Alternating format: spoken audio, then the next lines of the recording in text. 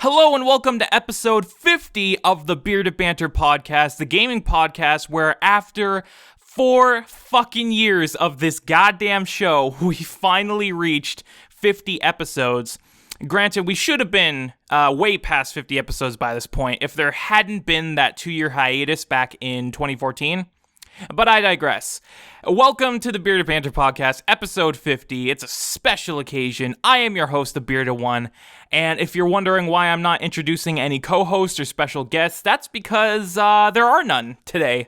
I'm actually going to be doing this episode by myself because literally every single human being on the planet that I could have gotten to do this with me is busy today. Bones is working, Riley is working, hell, even fucking Matt is busy today, and he said he couldn't do it.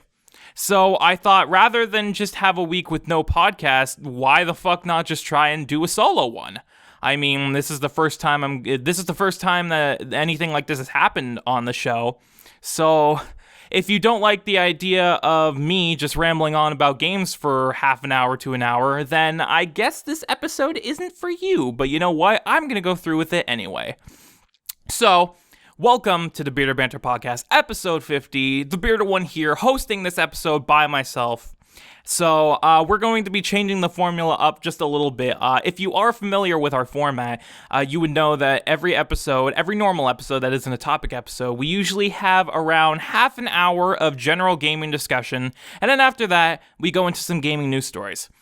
Since it's just me today, rambling on, talking to myself, we're not going to be doing the whole 30 minutes of general discussion thing, unless you want me to ramble on for 30 minutes, in which case that's perfectly fine. But yeah, we're not going to go to the full time limit of 30 minutes. I'm just going to discuss for a little bit what I've been playing lately, and then once I've discussed all of that, we're going to move straight into our news stories. So, let's start with the general discussion. Now, what I've been playing lately, I've been playing a few games lately. I've had, over the past week or so, I've had an obsession with Mega Man and Halo. I cannot get enough of these fucking games right now. So let's start with Mega Man. I don't know why. There was this sudden urge inside of me to start playing Mega Man again. But one day I just felt like playing some good old classic Mega Man, so I booted up the Legacy Collection that I have on my Xbox One, and I started playing some Mega Man. I played a little bit of Mega Man 3, and I played through the entirety of Mega Man 6, which I had never played Mega Man 6 up until about a week ago. Even though I heard that Mega Man 6 is one of the better games in the classic series. So I decided to play Mega Man 6, and I fucking loved it. Like, holy shit. Like, I knew people said that 6 was good, but I wasn't expecting it to be that good. I was hooked almost immediately. I loved the graphics. The graphics were probably the best in the entire classic series, at least when it comes to the original games on the NES. The music was great.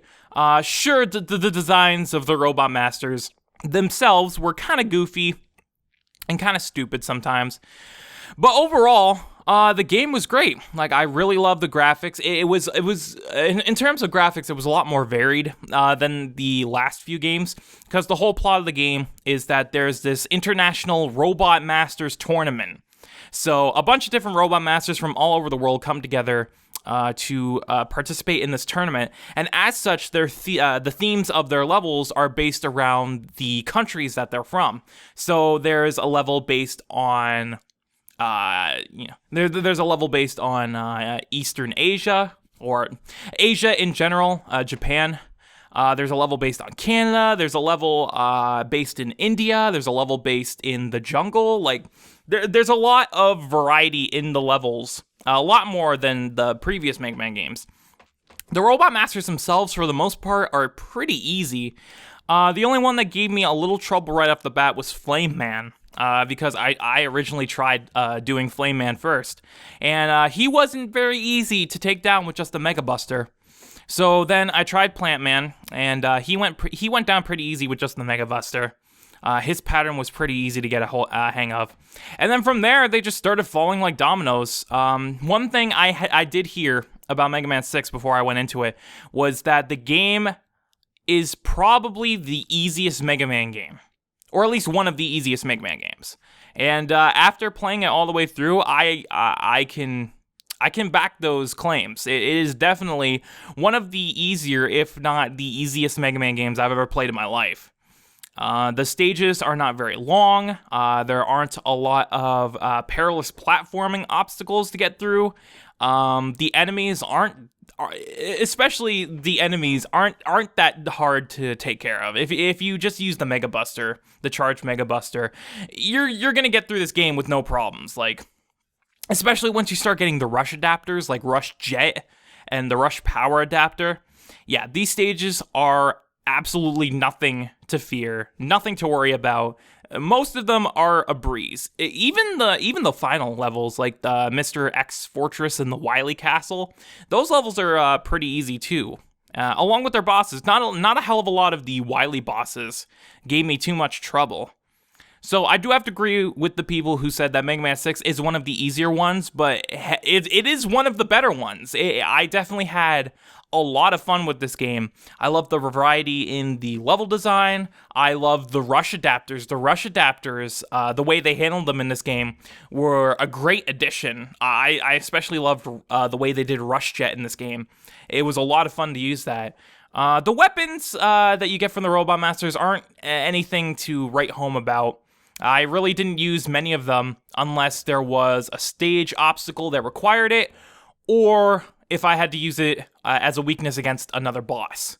Other than that, I only used I pretty much just stuck with normal Mega Man. The only time I ever used the weapons was, like I said, stage obstacles or bosses. Any other time, I was sticking to either the normal Mega Buster or one of the Rush adapters. So that's kind of a shame. But, there are other Mega Man games whose weapons are a lot better than this game, so it's not really anything to complain about, because the game overall is a great game. So yeah, I've been playing a lot of Mega Man lately. I've actually played through Mega Man 6 twice in the last week, because I don't know why, I just really liked Mega Man 6. Like, it just clicked right away for me. I also started playing Mega Man 3 again, and Mega Man 3 is one of my favorites in the classic series. It's definitely up there with the likes of Mega Man 2 in terms of the overall best classic Mega Man game. I've just been playing a lot of Mega Man. I tried playing Mega Man 4 a little bit, but I wasn't as into it as, say, 3 or 6. But yeah, I've been playing a lot of Mega Man, going back and forth between a lot of the classic games. I started playing Mega Man 9 again. I started 2 playthroughs, actually. I started a new one with Mega Man, and then I started another one with Proto Man, which, if you don't know, if you've never played Mega Man 9, you can play as Proto Man if you buy him as DLC, which I did on the Xbox 360 version. So I started a playthrough with Proto Man, which he's more accustomed to the later Mega Man games, because in Mega Man 9, Mega Man doesn't have the charge shot, he doesn't have the slide. He's a lot more like his Mega Man 2 counterpart. Whereas Proto Man has the charge shot, has the slide, but he takes twice the damage. So, if you want to play, if you think Mega Man 9 is a little too easy for you and you want to boost up that difficulty, I highly suggest buying the Proto Man DLC, because he will definitely give you more of a challenge. Other than Mega Man lately, I have been playing a lot of Halo. And I think it's due to the fact that Matt and I did that Halo episode of the podcast last week. I think that was the general initiative that allowed me to go back to Halo. I think talking about Halo hyped me up to play Halo. And then I started playing Halo. And hoo boy, I love me some Halo. I love Halo. It's one of my favorite series. It's right up there with the likes of Sonic. Especially in terms of shooters, I think Halo is my favorite shooter series of all time. I'm not entirely sure about that, because I'm not exactly sure of all of the shooter series I played in my life. I've played Call of Duty, I've played Gears of War, I've played Battlefield, I played Far Cry, I played BioShock. I think Halo has to be my favorite, just because there's such a nostalgic value that Halo has to me, because it was one of the first shooters I ever played on the Xbox 360 when I first got it back in 2009. And I talked about this last week. If you want to hear my stories on Halo, go watch last week's episode. Talked all about it. But Halo has that certain nostalgic value to me because it was one of the first shooters I ever played and actually really enjoyed. Along with COD 4, it was one of the first shooters I had ever played in my life, let alone on the Xbox. So Halo has a special place in my heart. And my love for Halo has only grown over the years. Even today, I play the Master Chief Collection from time to time. I play Halo 5 pretty frequently online, which is a really great game in terms of gameplay. But over the last week, when I've gotten back into Halo, my obsession has been with the Master Chief Collection. I decided to play a lot more campaign than I have lately. And one of the things I did while playing Halo in the last week was I played Halo 2 Anniversary. And I said last week on the podcast, on last week's Halo episode, that I never originally played Halo 2 when it came out on the original Xbox. The first time I had ever played Halo 2 properly was on the Master Chief Collection. So my first experiences with Halo 2, in terms of campaign and multiplayer, were on the Anniversary Edition on the Master Chief Collection. So I decided to go back to the Halo 2 Anniversary campaign and play it all the way through, which I did. I beat the entire campaign in about 2 or 3 days, on and off play. I think it was about 2 days. And I loved it. The campaign was great. The graphics for the Anniversary Edition are definitely a sight to behold. Even though the remaster and the gameplay itself, sure, at some times it looks gorgeous, but at other times it doesn't honestly look much better than the original. Obviously the reason behind that is because of the two separate engines. Like, they didn't remake the game from the ground up. They literally just made a new graphics engine to go over the original game. The original Halo 2 that was released on the original Xbox is running in the background. That's the game that you're playing. It just has a new coat of paint on top of that. So, not everything in Halo 2 exactly transitioned well into the Anniversary upgrade. Some areas still look pretty dated, even in terms of today's standards, but overall, they did a really good job with the remaster. The remade cinematics, by far, the best thing about the game. Like, even, and I'll get to it a little later, even in the final few missions where I just wanted to crack my controller in half, I kept pushing on. I kept making my way through the levels just so I could get to the end and watch whatever cinematic would play. Because the remastered cinematics are gorgeous. Like, they're some of the best cinematics I've seen in a game, period. Like, I'm not even exaggerating there. Like, they did a really sorry. See, this is the downside of having to do a podcast by yourself, because when you start choking on nothing or your voice starts to give out, there's no one to back you up. But I digress. Where was I? The Halo 2 Anniversary cinematics, probably the best part of the game, bar none. They were fantastically done, like wonderfully done. They were gorgeous.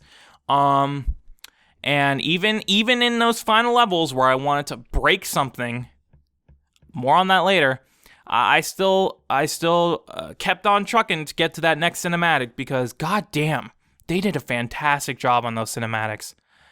Like, I cannot give them enough praise for the work that they did on the Halo 2 Anniversary cinematics. They're some of the best Halo cinematics I've seen ever. The game itself, the gameplay is great. Like, the gameplay itself doesn't feel dated or anything. It definitely holds up very well to this day.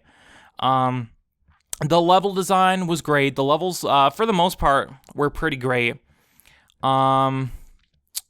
There were actual boss battles. Like, even though they weren't that great, other than the final boss, there were actual boss battles. And I know you're probably going to be like, well, Shane, other Halo games have had boss battles. What about the Scarab tanks? True, I'll give you that. But in terms of like a one-on-one confrontation with another character that you have to fight, this game has actual boss battles. There's 3, to be precise. You fight the Heretic Leader as the Arbiter.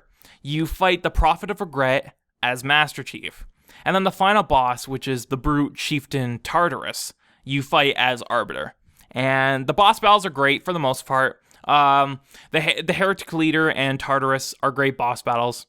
The Prophet of Truth, you literally just grab his chair and you punch him in the face, and that's about it. But other than that, they were pretty good. The only issue I have with Halo 2 campaign is roughly the last 3 or 4 missions. Because fuck them. Like, seriously. The last few missions were just a drag. Like, I don't necessarily think the game overstayed its welcome by the end of it, but the last few missions had, for some reason, a huge difficulty spike. Even when I was playing on normal, I was having a hell of a time getting through some of these sections. And I remember specifically, it started with this one section where I was on this platform that was taking me to another area as the Arbiter, and I was getting...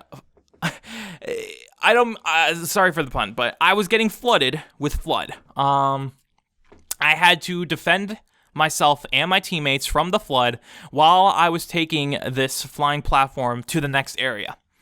And holy fuck, I don't even know how many times I fucking died on that part, but it was a lot. There were quite a few deaths, and by the end of it, I just wanted it to end. I just wanted it to end. It was getting on my nerves.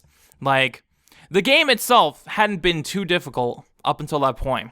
Like, it wasn't too easy, but it wasn't too hard. It was the perfect blend of difficulty. And then that section. And then that section. And it's like, well, fuck you guys. This is horribly designed. Checkpoints just don't exist for the entirety of this section. Like, I did not get a single checkpoint from the beginning of the segment up until the end when I finally beat it. There were no checkpoints. Every time I died, I started right at the very beginning. And that's just bad game design. That's seriously bad game design. And I don't know if the checkpoints themselves were glitched. And if they were glitched, they weren't activating. I don't know. But god damn it. Like, I just wanted it to end. And then from that point on, every mission after that, again, just kept this enormous difficulty spike. And I don't know why the last few missions are as difficult as they are. But by the end of that section, I just wanted it to be over.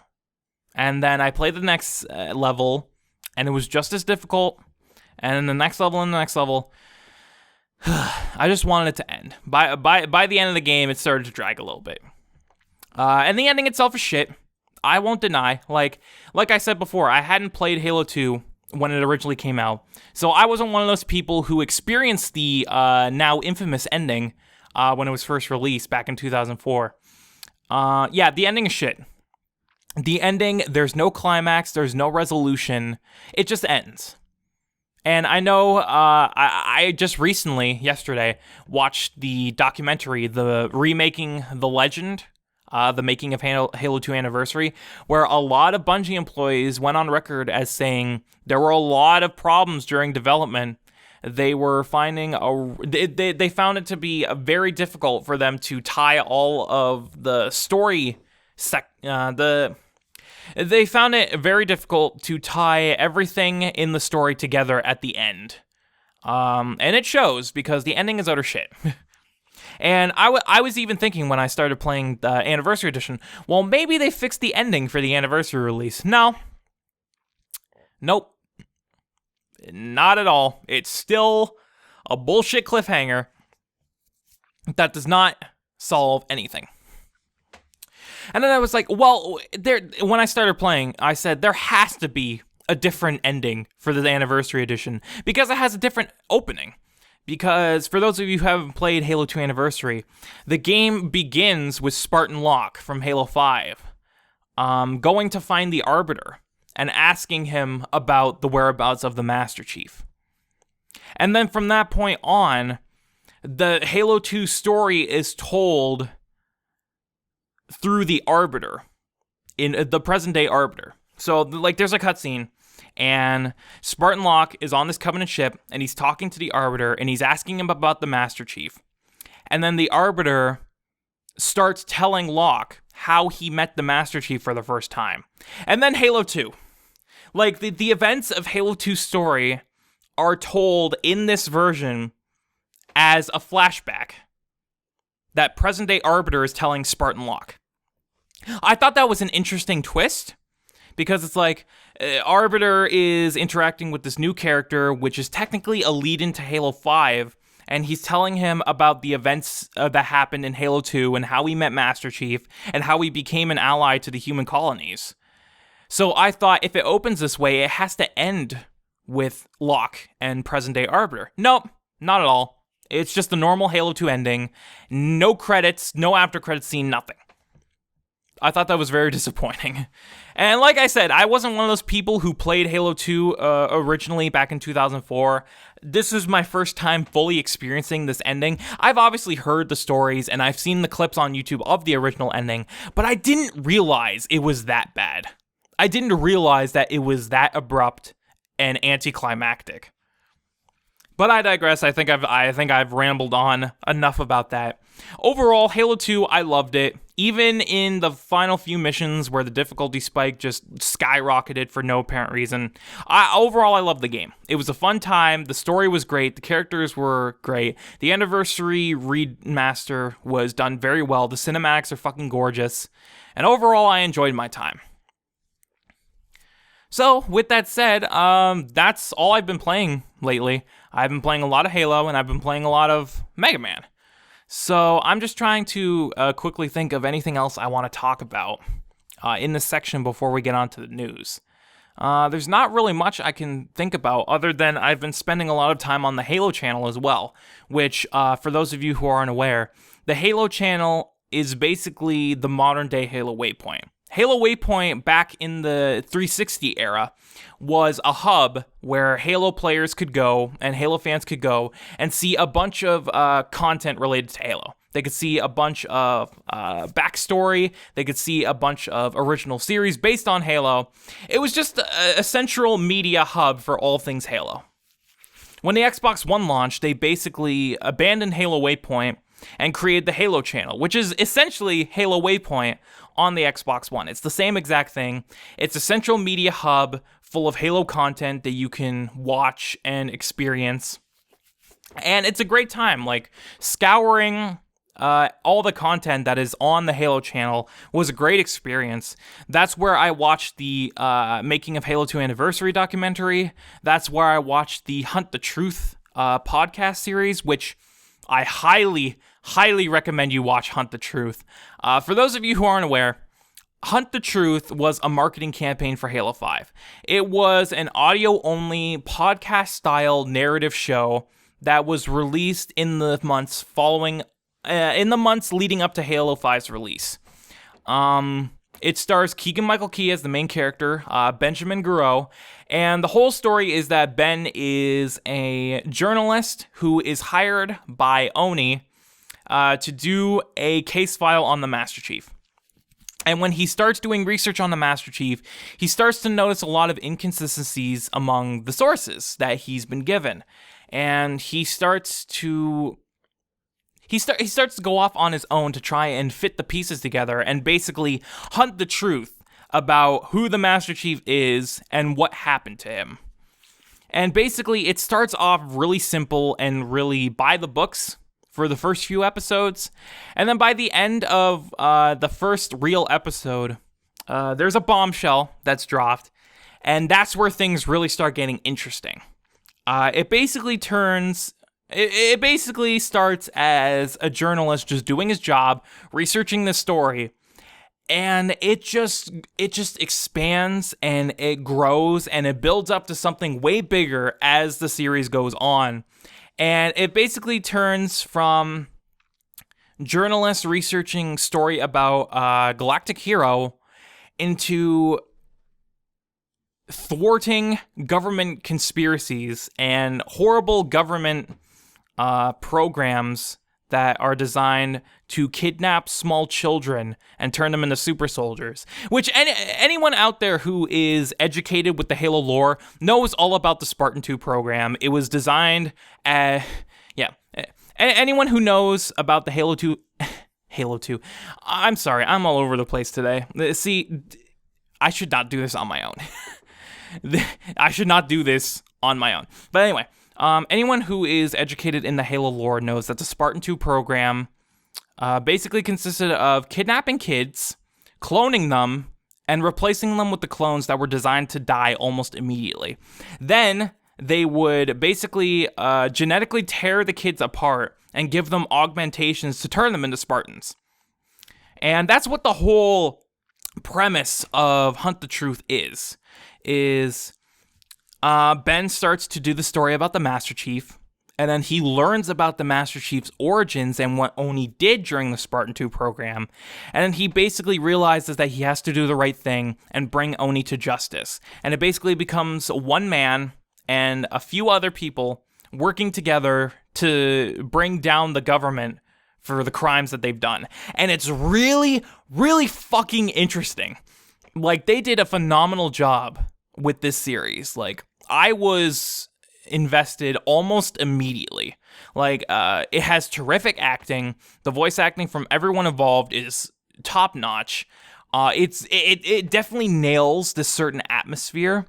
Like, the atmosphere of the series is very eerie, it's very creepy, it's very unsettling, and they just really drive that feeling home. Even by the end of this series, I was freaked out. Because the way they structure it is just meant to freak you out. Like, I don't know if I've ever said this on a show, but I've always been... not necessarily afraid, but I've always found things like this unsettling. And what I mean by that is I find very chilling vocal performances with either no background music or eerie background music disturbing. I find it unsettling. It kind of freaks me out. And this series does a great job of preying on those feelings. Because especially near the end of episodes, Ben, Keegan-Michael Key, does a phenomenal job in his role. He would do a very chilling final performance. What am I talking about? The final line in the episodes, he would perform very chilling. It's a very chilling performance in the final line. And then there would be this eerie music in the background that would suddenly cut. And then there would be a brief moment of silence. And then he would say his outro, join me for the next episode of Hunt the Truth. And then that fucking eerie chime, it's like, boo, boo, boo, boo, boo. It got me every fucking time. They nail the atmosphere with the series. Overall, Hunt the Truth is fucking great. And I know there's 2 seasons. The first season is with Ben, and then the second season is with Pharaoh, who's a character from the first season. I literally spent most of yesterday watching the first season. I haven't got around to watching season 2 yet, but I will. But overall, Hunt the Truth is probably one of the best things on the Halo channel. So if you're a Halo fan and you have access to the Halo channel and you're looking for something lore-based that is engaging, creepy, and very well executed, then I highly recommend Hunt the Truth. It is a phenomenal series, and some of the best... Keep in mind, the entire Hunt the Truth series is marketing material for Halo 5. They put this much effort into making the series, and it was all meant to market the fucking game. The entire purpose of the series was to sell copies of Halo 5. And yet, it's one of the best media... It's some of the best media I've seen in a long time. Like, it's so fucking good. I'm going to stop rambling. I need to get into the news. But if you have access to the Halo channel and you're looking for something to get into, definitely watch Hunt the Truth. It's an audio-only thing. It's a podcast-style show. It doesn't require a lot of work. You can just put it on in the background and listen to it. It's a great series, and I highly recommend it if you are a Halo fan.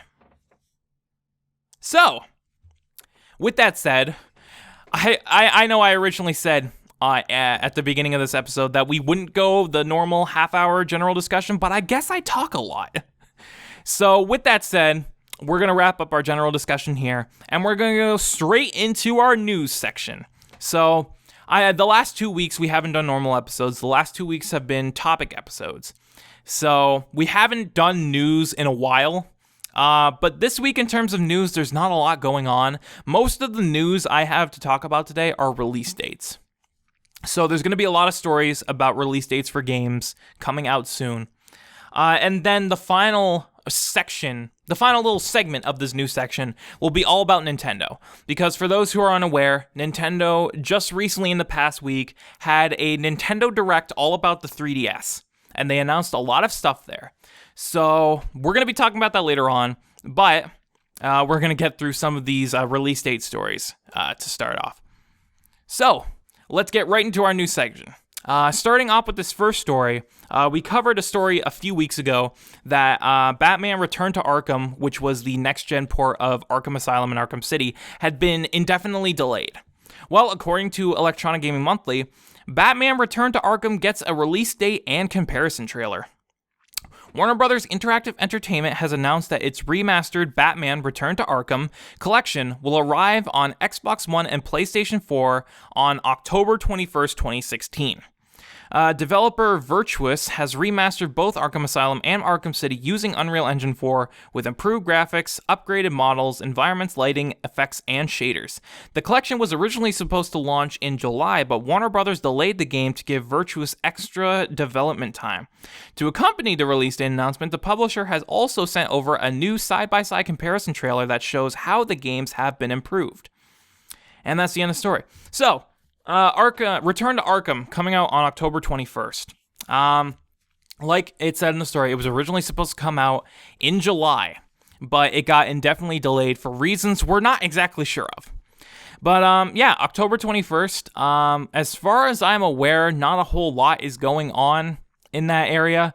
I know the following week, you have the launch of The Last Guardian on PS4, as well as Dragon Ball Xenoverse 2. But other than that, I think there's not a lot going on in that general time frame. So if there is, I might be wrong, but I think it's a good time to release it, especially close to Halloween because, you know, Batman and all that shit. But yeah, so it finally has a release date, October 21st, and I know I'm excited to play it because if you haven't seen the updated work they've done with these remasters, you definitely have to, because they've done a phenomenal job rebuilding everything from scratch. And the games look amazing on Unreal Engine 4. It's definitely the remaster that these games deserve, because these games are fantastic games. So yeah, it comes out at the end of October, and I'm sure a lot of people, including myself, are excited to play it. Moving on, another release date story. According to Electronic Game Monthly, The Walking Dead Season 3, A New Frontier release window narrowed down. Telltale Games revealed at PAX West that the third season of its Walking Dead series will debut in November. In The Walking Dead, the Telltale series, A New Frontier, players will take control of series newcomer Javier, a man struggling to keep his family together in the new world, and the returning Clementine, who is now a teenager surviving who is now a teenage survivor holding secrets of her past while fighting to protect family of her own. This third new season will serve as both a continuation of what's come before in our story, as well as an all-new beginning set nearly 4 years after the outbreak events of Season 1. As a harrowing and horrific drama, A New Frontier will explore beyond what it means to survive in a world ravaged by the undead, and will see our characters confronting the new rules of order and justice in a land being brutally reclaimed and rediscovered by what's left of humanity itself. When we began this series, we explored what it meant to protect a character like Clementine at all costs. Years later, meeting her for the first time, Javier will begin to unravel the mystery of who Clementine has become, as well as her story intersects with his, both of them still driven by things they value most long after society's collapse. The Walking Dead Season 3 will debut this November on console, PC, and mobile. A Season Pass disc will also be available on consoles containing the first episode and access to all subsequent episodes in the series. So, The Walking Dead Season 3 is launching in November. It's been a long time since the Season 4 wrapped up. It's been over 2 years since the last season wrapped up. I'm not exactly excited because I think the hype for The Walking Dead is kind of weared down on me.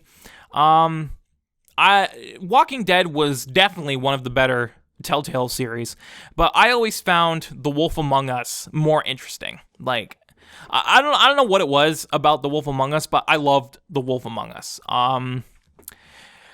Whether or not I liked it more than The Walking Dead in general is up for debate, but I found Wolf Among Us more interesting than The Walking Dead. So I'm not exactly excited for Season 3 per se, but I know a lot of people are, and I know a lot of people want to see the continuation of Clementine's story. And I'll be honest, I'm interested to see how the story is going to progress too. But I guess we'll have to wait until November to find out. So more on that in the coming months, I'm sure. Moving on, more release date stories. Firewatch. In case you are unaware, Firewatch was an indie game that was released exclusively for PS4 and PC, I believe.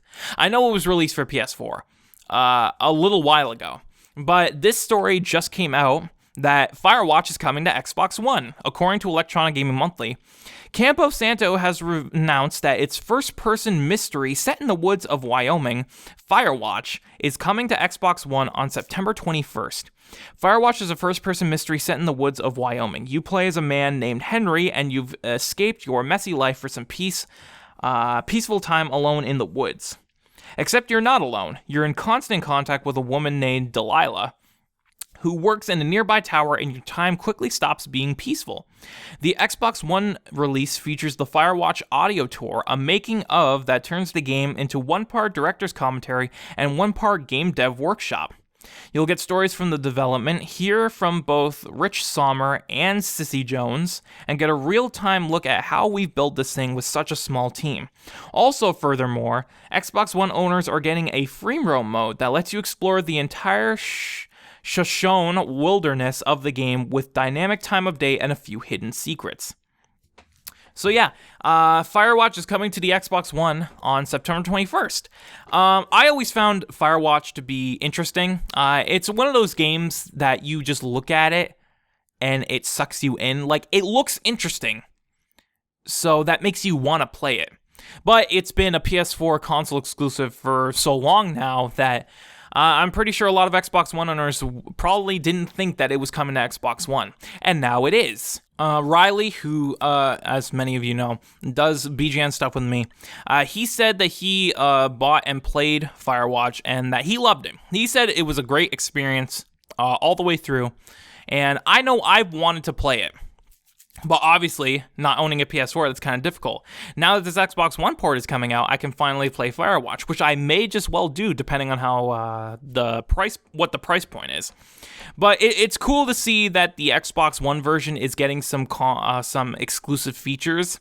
You know, more of it. It's an incentive to buy the game on Xbox One if you have an Xbox One, because you're going to get these exclusive features like a free roam mode and audio commentary and all that jazz. I like that, you know. I like that, you know. I'm finally getting to play this game that hasn't been on my console for a while now. And because I've had to wait so long, I'm getting a little more out of it. I like that. So September 21st, Firewatch on Xbox One. I'll definitely play it at some point. I know that much.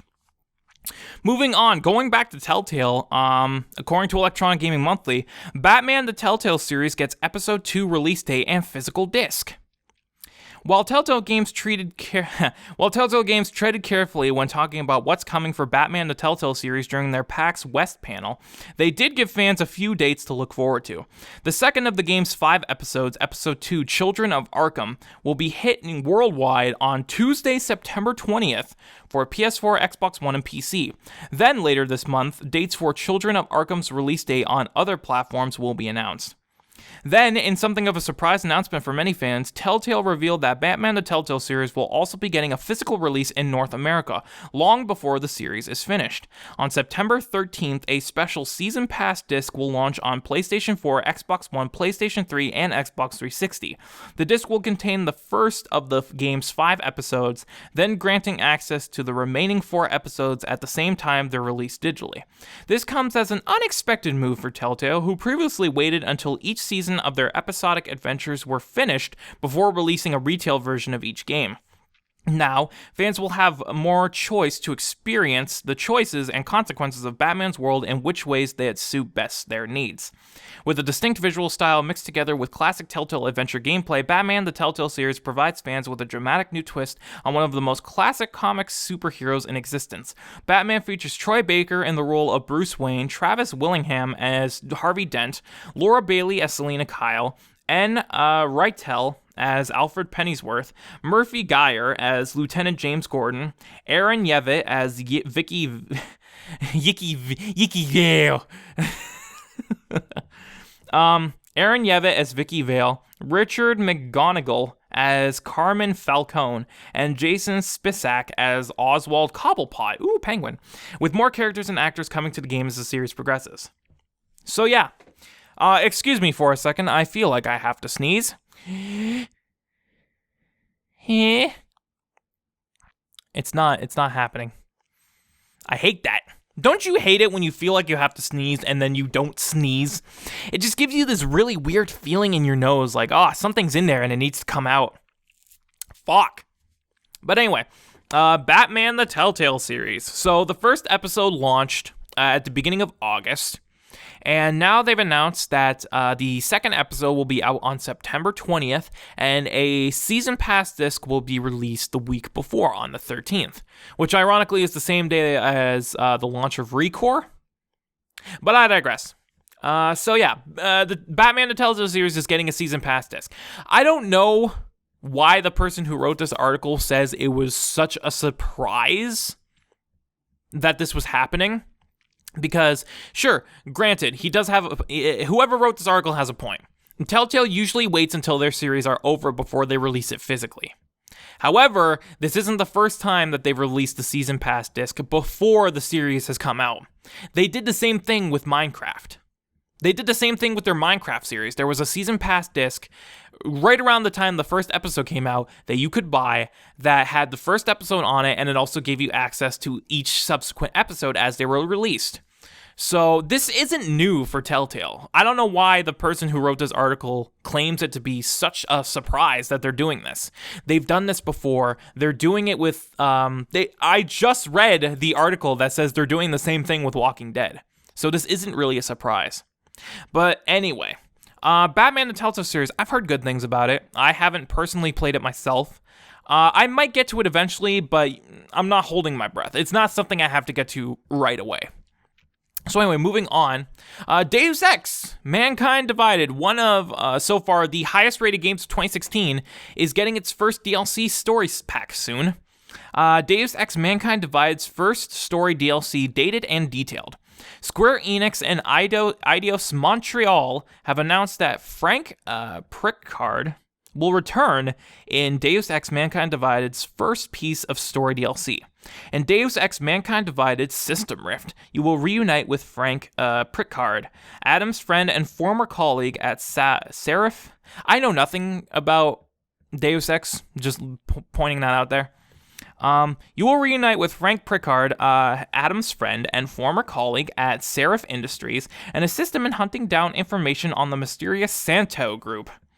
Desperate to get more information, Prickard targets one of the most secure databanks ever created, the Palisade Blade. In agreeing to help, Adam may also be able to uncover hints as to who the Illuminati really are. System Rift releases on September 23rd for $11.99 on Xbox One, PS4, and PC. Season Pass holders will be able to download the DLC at no additional charge. I really have nothing to say about this. I know if Bones was here, she'd be going crazy because she loves Deus Ex, and she plans on getting Mankind Divided very soon, in fact. So this is a story with Bones written all over it. I've never really played any of the Deus Ex games, and I've never really been a big fan. It's never really interested me that much. Like, it looks cool, but I wouldn't go out of my way to play it. You know, it's just not one of those games for me. So I really have nothing to say about this. For fans of Deus Ex, it's great that you're already getting story DLC so soon, because the game only launched a few weeks ago. But to me, I don't really care. Moving on, more release dates. Mortal Kombat XL and Combat Pack 2 get a PC release date. Mortal Kombat XL and Combat Pack 2 are coming to PC via Steam on October 4th. Publisher Warner Bros. Interactive Entertainment has announced. The PC port of XL is being handled by Clock and bundles the original Mortal Kombat X with all of the game's previously released downloadable content, including the Combat Pack 2, Brazil Skin Pack, Cold War Scorpion Skin, and more. Combat Pack 2 introduces the Xenomorph from Alien, Leatherface from the Texas Chainsaw Massacre horror film series, Triborg, and Boar Ride Show to the series. As well as this, a new update will be released on the same day for Mortal Kombat X that will introduce the enhanced online experience and a number of balance changes. So yeah, Mortal Kombat XL, which is the re-release, the Game of the Year edition, so to speak, of Mortal Kombat X, is coming to PC on October 4th. I really have nothing to say about this, because I already own Mortal Kombat X for my Xbox One, so I didn't even bother getting XL. For anyone who hasn't played Mortal Kombat X yet, who's never owned it, this is a perfect time to get on that, because XL has been on consoles since, I believe, sometime in May. And now PC users are finally getting this enhanced port of Mortal Kombat X, which is a great thing. If you're a PC gamer and you love Mortal Kombat, October 4th, man. October 4th is your chance to get the latest in the Mortal Kombat series, and Mortal Kombat X is a great game. I played it on the Xbox One. It's a fantastic game. It's fun, it's gory, it looks amazing. It's a great game. If you haven't played it yet, either get XL on Xbox One or PS4 if you're a console gamer, or if you're a PC gamer, wait until October 4th when you can finally get your version. It doesn't really affect me because I already own the game, but I'm sure some people are very excited for this announcement, so kudos to you guys. And our last story today, like I said, Nintendo had a Nintendo Direct on the 1st of September talking all about the 3DS, and I'm basically going to quickly go over everything they announced in this Direct and give my brief opinions on them. So, starting off, they announced that Super Mario Maker is coming to the Nintendo 3DS. Great. This is something I didn't necessarily expect, because it seemed like Mario Maker was completely built around the Wii U interface. So the fact that they're releasing a 3DS port is great. It means more people have access to Mario Maker, and it means that this now can birth a 3DS Mario Maker community with their own levels and all that shit. And so they said it's coming to the 3DS, and it's getting a new mode. I'm not entirely sure what that mode is called, but it's basically a collaboration mode where over system link, or whatever you want to call it, over local network connection, you can start working on a level, send it to someone else, and then they can continue working on it, which is really cool. It definitely brings the feeling of community together, which is all what, community is what Mario Maker is all about. It's people making levels and sharing them with others. So the fact that the 3DS version has this feature where you can collaborate with other users and make levels together is great. It's awesome. And it's coming out sometime in December. I believe December 2nd is when Mario Maker 3DS is coming out. So that was exciting. There was a new look at Pokemon Sun and Moon that showed some changes. There's like a dark Rattata, and Snorlax is on some sort of drugs. This game is just getting crazier with everything they show. Like Matt and I talked about a couple weeks ago. Everything they show of Sun and Moon just keeps getting crazier and crazier. We'll just have to wait and see how fucking crazy this game is when it comes out. It's still being released on November 18th. Nintendo revealed 4 new amiibo for the 30th anniversary of The Legend of Zelda. They showed an 8-bit Link, which is very much in the style of the 8-bit Mario that they released from Mario Maker. It's very blocky, looks just like his 8-bit sprite. They're releasing an Ocarina of Time Link, they're releasing a Toon Link from Wind Waker as well as a Toon Zelda. And they said that they'll each offer special functionality in the next game of the series, Breath of the Wild. So all of these amiibo will be compatible with Breath of the Wild, and they'll do something.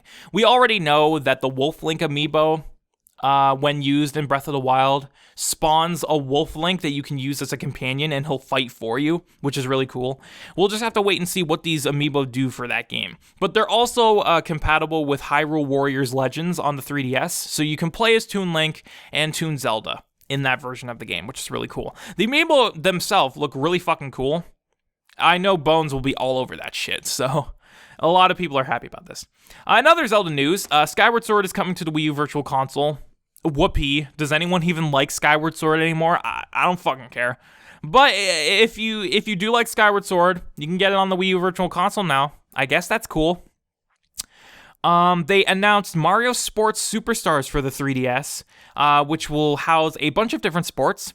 Theme variants of soccer, baseball, tennis, golf, and horse racing in one package. It will support single player as well as local and online multiplayer, and it arrives in spring 2017 for the 3DS. That's cool.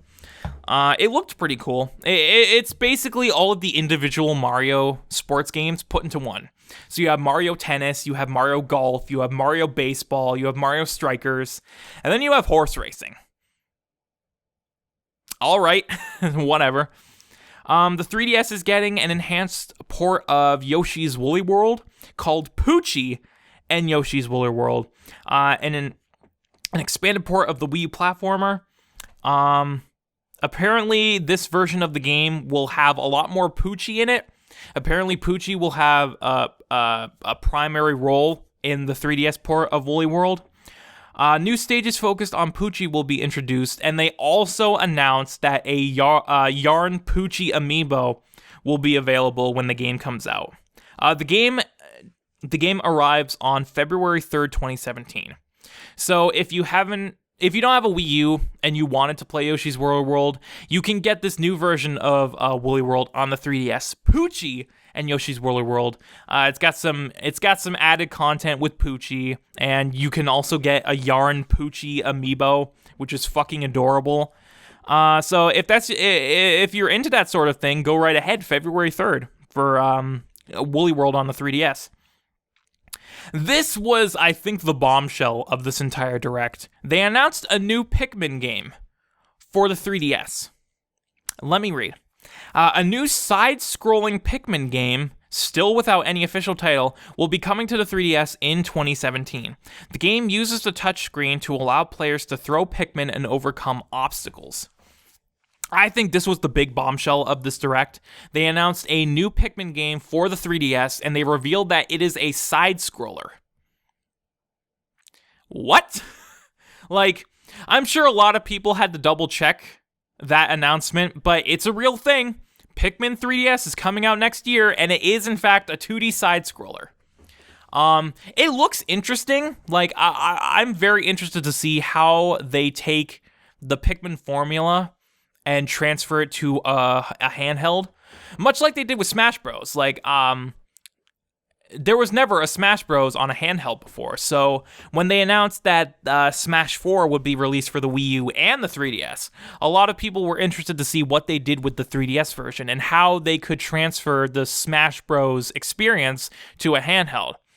Nowadays, everyone knows that the 3DS version of that game was phenomenal, and they couldn't have transferred it to a handheld any better than they did with that version of the game. I really hope the same thing holds true for this new Pikmin game, because Pikmin has never been on a handheld before. I'm pretty sure someone at Nintendo, I'm not sure if it was Miyamoto himself or whoever it was, I'm pretty sure someone at Nintendo said that making a Pikmin game on a handheld was impossible. Now apparently they're doing it, and it looks interesting. I'm very interested to see what they do with it, and if they can properly take the Pikmin style of gameplay and transfer it properly over to a handheld, much like they did with Smash Bros.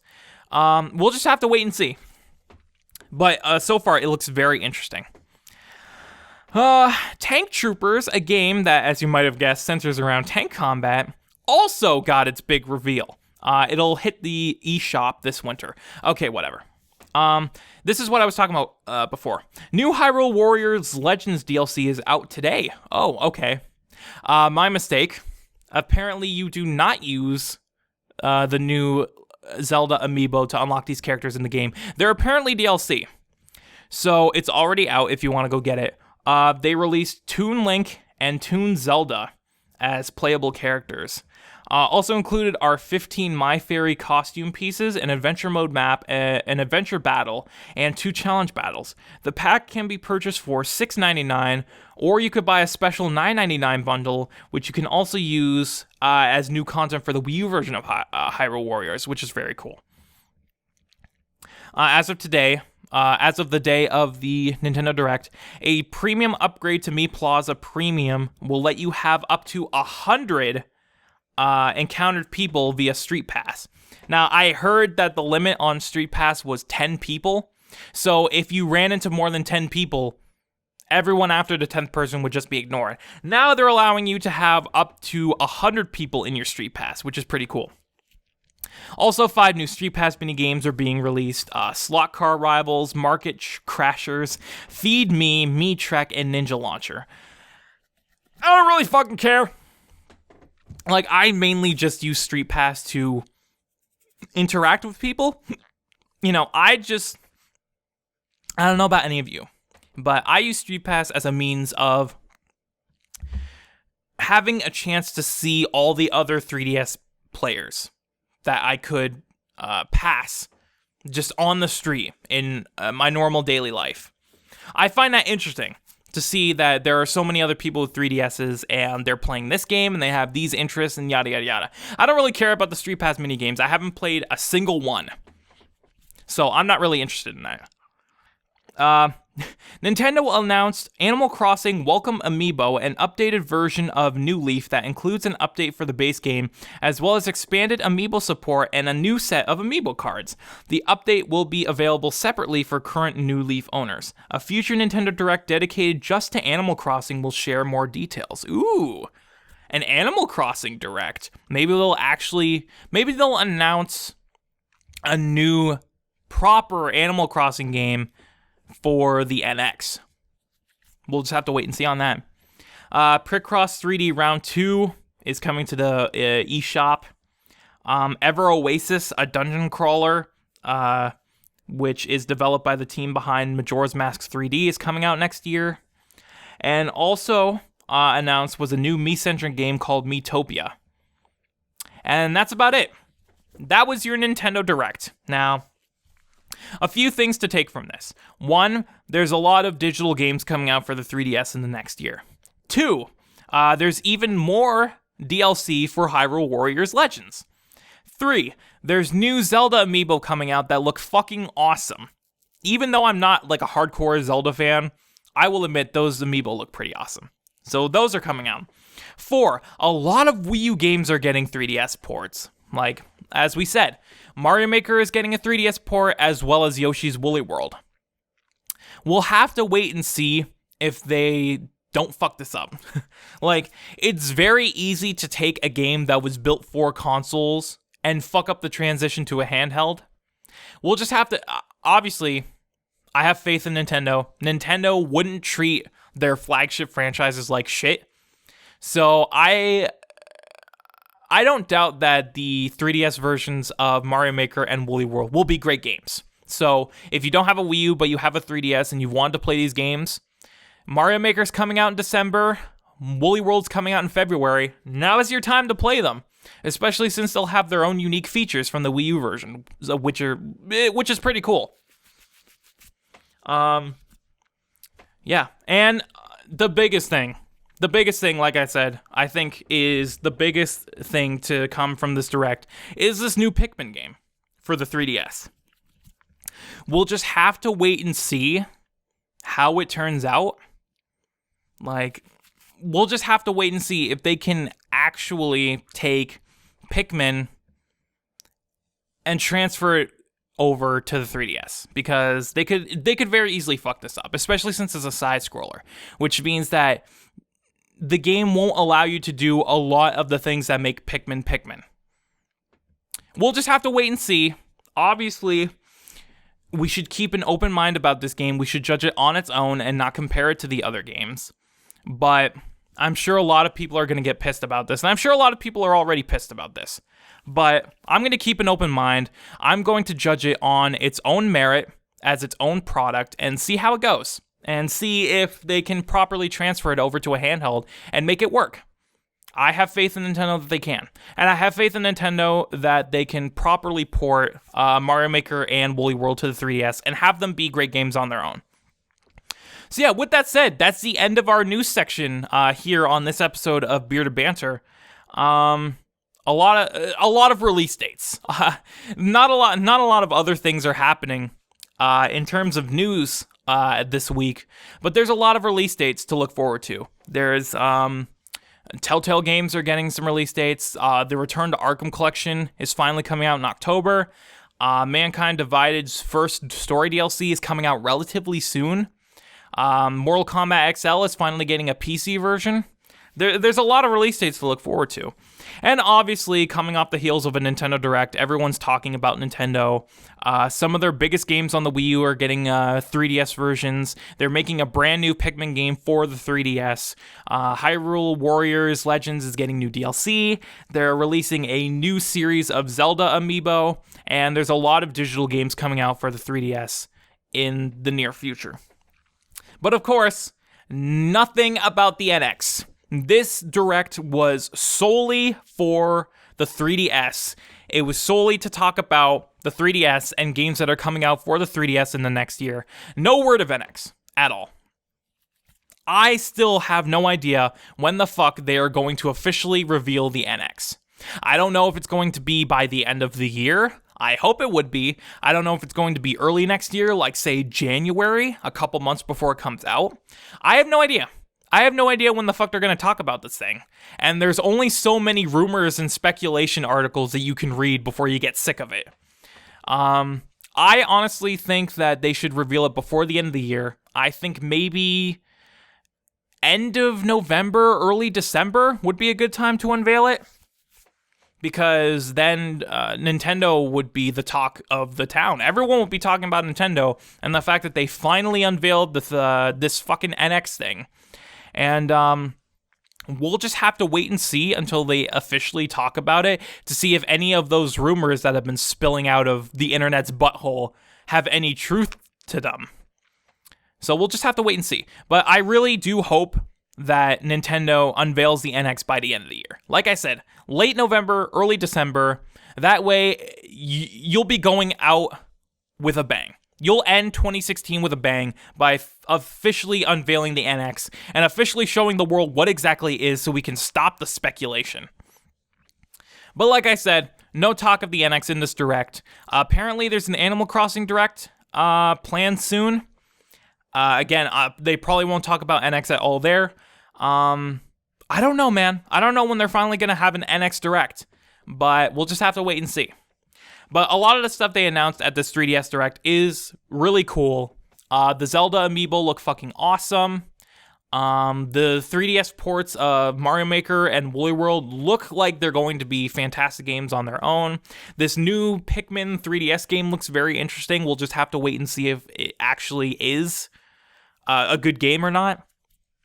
But yeah, good Direct. They announced a lot of stuff that I wasn't expecting. It's nice when Nintendo can surprise you, you know? But with that said, we are going to wrap up this news segment, which brings us to the end of this episode. I don't know how good this episode was or how interesting this episode was when it was just me rambling on for an hour. But I will definitely try and get someone on the show with me the next time we do this. I don't know if I can do solo podcasts for the rest of my life. This week was just a bad situation where everyone, even Matt, was busy. So I had to suck it up and do it on my own. Whether or not that turned into an entertaining episode for you, the viewer, is completely up to you. But I had fun doing it, even though I stumbled and muttered like a fucking idiot. With that said, we are going to wrap things up here, so thank you very much for watching another episode of the Bearded Banter Podcast. If you like what you've seen, you can subscribe to BGN on YouTube for a plethora of gaming content, including Let's Plays, podcasts, reviews, unboxings, live streams, etc. We do a lot of great gaming stuff here, and we have a lot of fun with it, and we put our heart and soul into it. So I would very much appreciate it if you did subscribe if you enjoyed what you've seen here. I am your host, the Bearded One, and I will see you next Wednesday for another episode of the Bearded Banter Podcast. We do an episode of Bearded Banter every Wednesday, so I will see you guys next week for another exciting episode of the Bearded Banter Podcast. Keep on gaming, everyone.